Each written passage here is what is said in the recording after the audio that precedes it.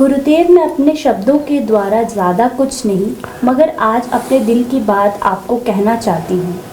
गुरुजी, 1 वर्ष पहले मैंने आपको YouTube पर देखा था। आपके शब्दों और विचारों से मैं काफ़ी प्रभावित हुई थी और आपने जो जो अपनी वीडियोस में बताया था मैं वीडियोस देखती गई और उन्हें करती रही। मैंने आपके बहुत सारे वीडियो देखे हैं और काफ़ी उपाय भी किए हैं। गुरुदेव, जब जब मैंने आपके उपाय किए मुझे लाभ भी प्राप्त हुआ और गुरुजी, उसके बाद जैसे जैसे मैं आपकी राह पे चलती गई मेरा जीवन भी बदलता गया।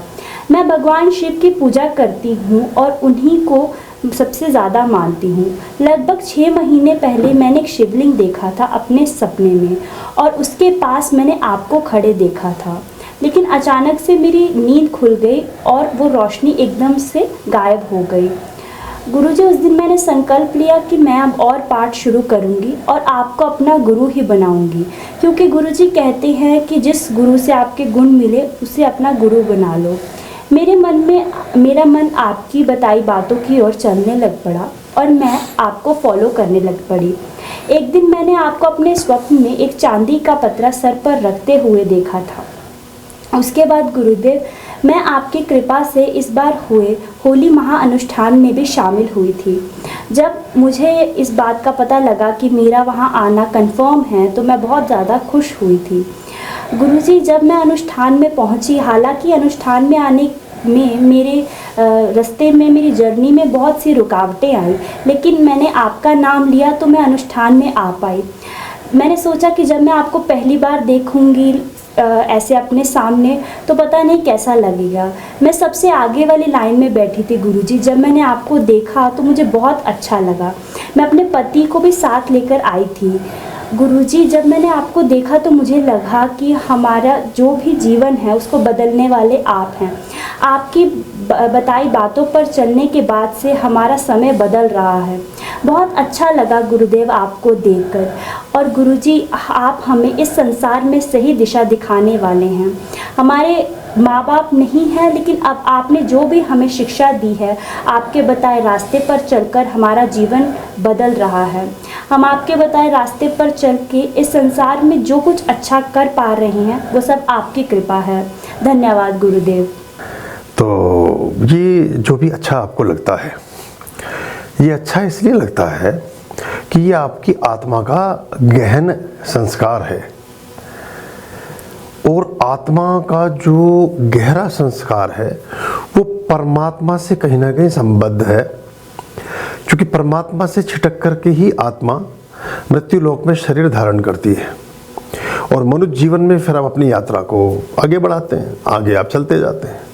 तो देवीय प्रकल्प, देवी देवताओं की आराधनाएं, उनकी अर्चना, उनके लिए की जाने वाली प्रार्थना, उनके लिए किए जाने वाले अग्निहोत्र यज्ञ आदि, उनके लिए किए जाने वाले पुष्पार्चन और विविध जो भी उपक्रम आप करते हैं, जो भी कर्मकांड आप करते हैं, अगर उनको करने से आपके अंतस में कुछ उजास बिखर रहा है, अगर आपके अंदर एक रोशनी प्रस्फुटित हो रही है, अगर आपके मन, मस्तिष्क और हृदय और आत्मा को एक सुख और सुकून अनुभव हो रहा है, तो आप एकदम सही मार्ग पर आगे जा रहे हैं और यही मार्ग आपके लिए यथेष्ट है।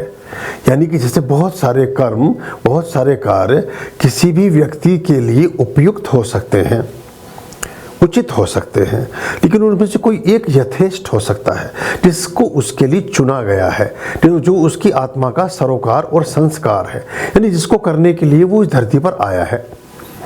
जिस कृत्य को करने से उसके जीवन में एक आनंद की पुलक पैदा होती हो और किसी प्रकार का कोई संतरास उसकी छाया में ना आता हो, किसी प्रकार का कोई कलह क्लेश उसकी छाया में ना चलता हो, उस कार्य को करने से आपका मन रमता हो और आपको अच्छा लगता हो और उस कार्य को करने में धीरे धीरे सुगमता भी होती जाए। शुरुआत में विषमता रहेगी, क्योंकि हम 20 साल, 25 साल, 30 साल, 40 साल, जो भी हमारी अवस्था है, जो भी हमारी उम्र है, शरीर की जो उम्र है, उस उम्र तक हमने बहुत सारे काम किए हैं, बहुत सारे कृत्य किए हैं। वो एकदम से ना पहुंच पाओगे आप।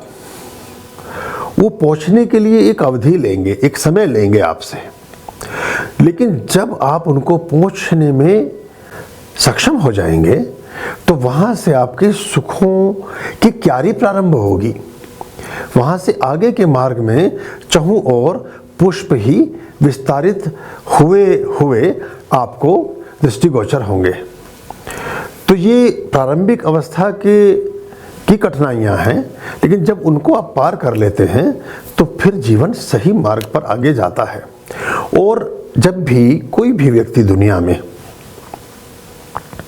वो जितना अधिक बुरा करने का कोई प्रयास करता है, उतना ही बुरा अपने लिए सेल्फ ओरिएंटेशन में, अपने स्वत्व के लिए, अपने स्वयं के लिए उतना ही गहरा गड्ढा खोदता है और उतना ही गहरा दुख भी सहने या करने को तत्पर रहता है।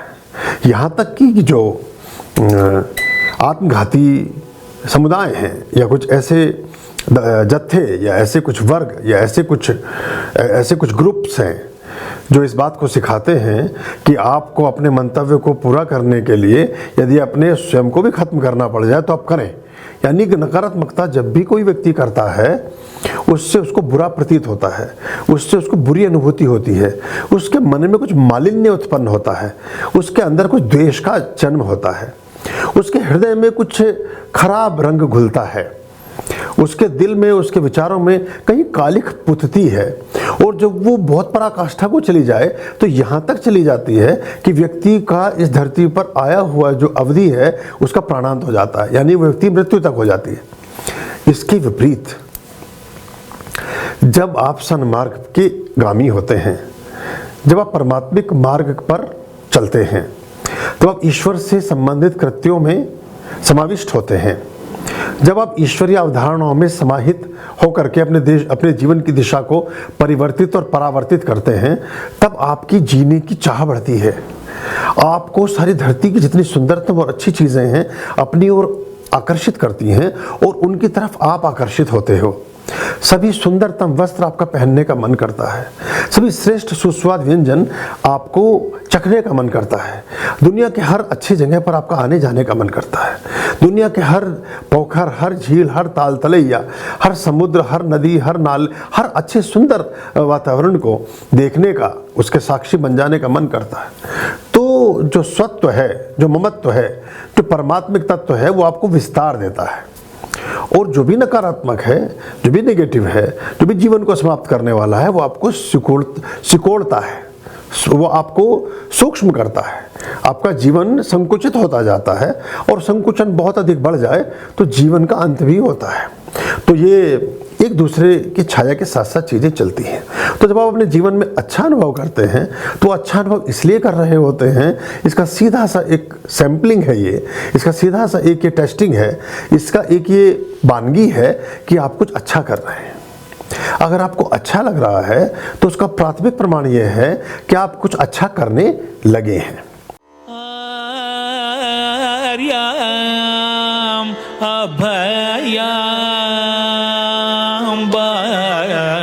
भज रे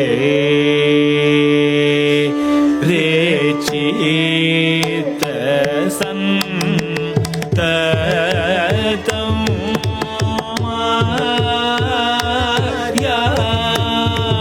अभयाम